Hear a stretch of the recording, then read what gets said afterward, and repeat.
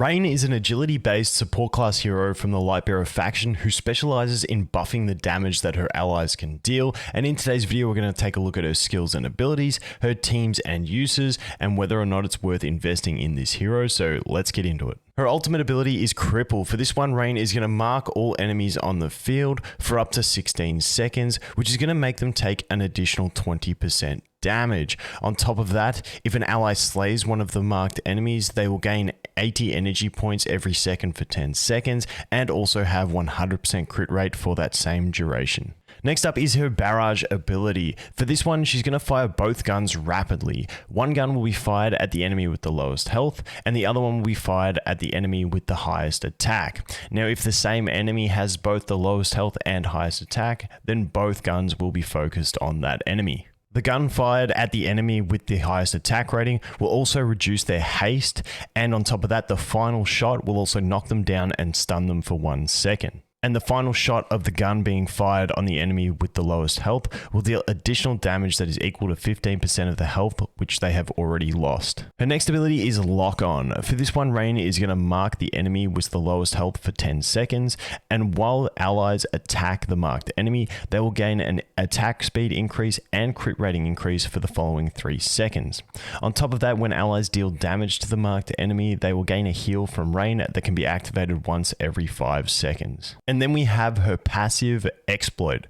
This is going to allow Raine and her allies to deal increased damage to enemies the lower their health falls.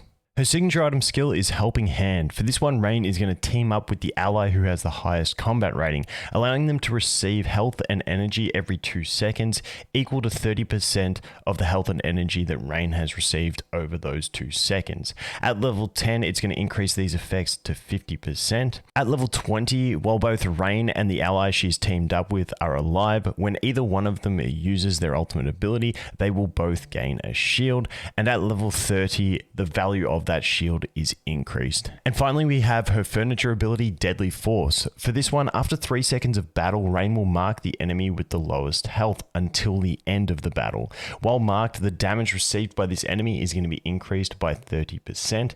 Then at level 9, when the marked enemy dies, she will remark the enemy that currently has the lowest health. Due to her ability to drastically increase the damage that her allies can deal against enemies, Raine is fantastic in a lot of situations. She's amazing in boss fights when we look at things like Riz, Soren, and the Cursed Realm bosses. She can amplify the damage that those bosses are receiving by all of her allies. And when we look at abilities that target the enemy with either the highest attack rating or the lowest health, if there's only one boss on the field, all of these effects will be landing on that boss, amplifying the damage that they receive. Moving past that, when we look at campaign and tower progression, she can be used with just about any core damage dealer you have as a tech support in certain teams. She can often be used in the late game in team compositions like Lucretia, Ulna Grazul, or Thorin Cheese. But in this video, we're going to do an example of her being used in an Ulna Grazul team to support the damage that we can deal. This team is going to consist of Grazul, Ulna, Dazara, Odin, and Raine. Grazul and Ulna, as we have seen before, make a fantastic team core. Grazul needs time to start ramping up his skeletons to get them on board to distract enemies and deal damage, and Ulna provides him that time with her invulnerability from her 9 furniture. Then as we look at the back row, Dazara is here as our dedicated healer. She provides the healing for the team. She also has some really good control for the enemy team when her mist can fear them, and her ultimate is going to provide some great damage mitigation as well. Then we have Odin. Odin is our secondary damage dealer along with Grazul. He can deal really high damage, has really strong control with his ability to portal enemies around, and also reduce energy. And finally, we have Raine. Now, Raine is really nice in this team in that we have 2 core damage dealers, so that buffed damage output is going to be really effective. Now, something to consider when you are using Raine in no matter what team it is going to be the combat rating of your ally. allies. In this situation with her signature item, we have her teaming up with Grizzul.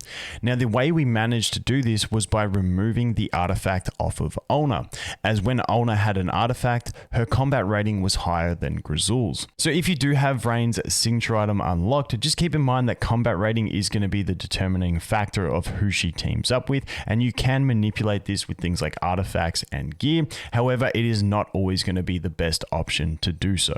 As for artifacts on Raine, Jura's Call is fantastic to allow her to get to her ultimate faster. However, if you have other allies on your team that also want Jura's Call that are reducing the effect of it, she can also get away with something like the Oceanic Strings or the Tidebearer. So with all that out of the way, how far do we want to invest into Raine? For her signature item, level 10 is a safe point.